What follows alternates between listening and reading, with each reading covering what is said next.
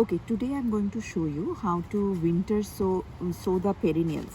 So I have lupines, which are actually some seeds that I got from a gardening friend. I have tiger paw asters. These are very beautiful asters, red colored, and I have some purple bebop. I'll show you how to winter sow this. Now the winter sowing technique, well, first I want to tell you that I have never done this before. So this is my first time and I hope it will work. But I have done enough research. I don't have any grow lights and all that set up at home. That's why I want to try this process. So what I have done here is I have taken 1 cup of peat moss, this is peat moss, and 1 cup of the regular potting soil. So I have 1 cup peat moss, 1 cup potting mix, and I will take about half cup of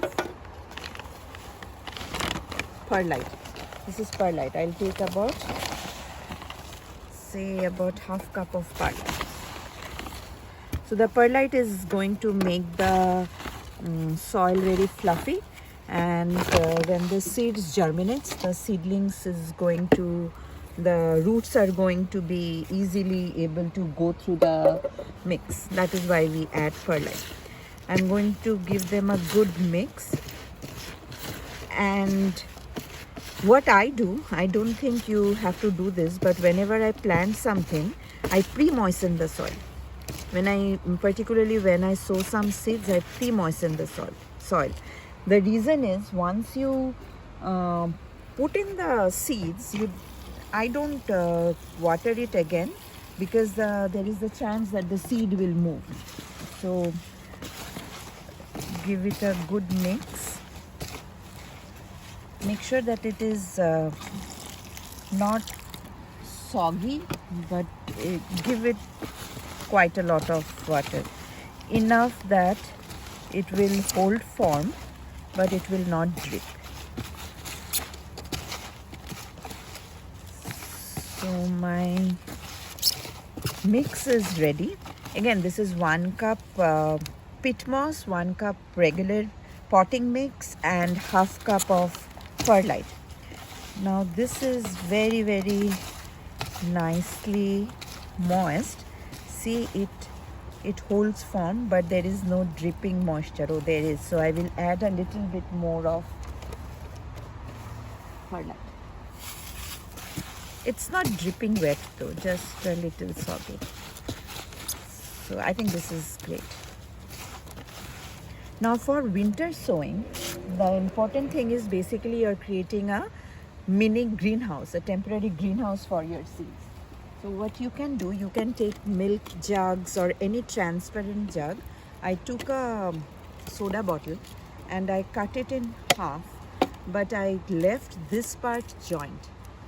So this is my greenhouse, and of course I drilled holes underneath. You need very, very good drainage for this, because this is going to remain outdoors, and it will have to drain well.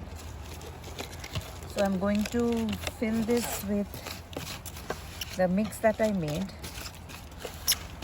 I don't think I will need the entire thing for just this, like so. And I'm going to use my fingers now. So I'll first show you how I'll plant this asters. One other thing is, there are 2 times that, well, not 2, but there are, the only time that it matters is when it is still cold and it is not warm enough for the seeds to germinate. So what I'm doing here, and I've already read the instructions in the packages. It says that I have to sow them about 1/4 inch deep, which is very, very shallow.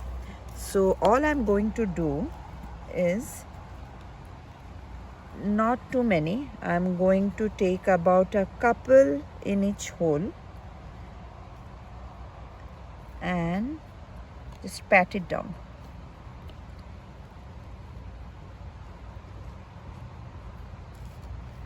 I will put a little more than what I want, so that if there is some seeds which don't germinate, it usually always happens, I will still get a few good viable plants. I think that's it. I have about 6 in here, so it's 6 and about 2 per hole, so I put in about 12 seeds. So if I get at least a couple, I will be good. Now, as I mentioned, this is supposed to be like a greenhouse, which means that we have to seal this. Before doing that, I will put in a label so that I don't forget what I put. I plan to sow all 3 today, probably not just yet, but I'll forget, so I'm going to put in the label. And so this is the important thing about winter sowing. You have to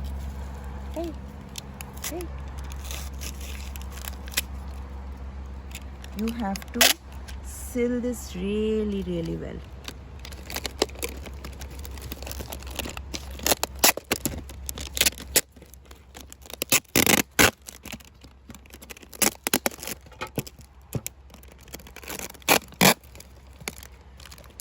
So I think it's better to use duct tape, but since I don't have duct tape, I'll do it one more. So it has to be very nicely sealed, and it's sealed now. I did it twice over.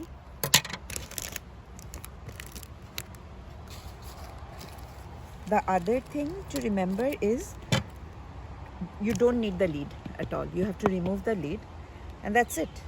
That's now sewn. I will not touch it till about, say, April. I'm going to place it in the southern facing side of my garden, and I will leave it like this. The idea is that the roots are going to be strong because they are outside, and yeah, I'll check them, I think, in end of March.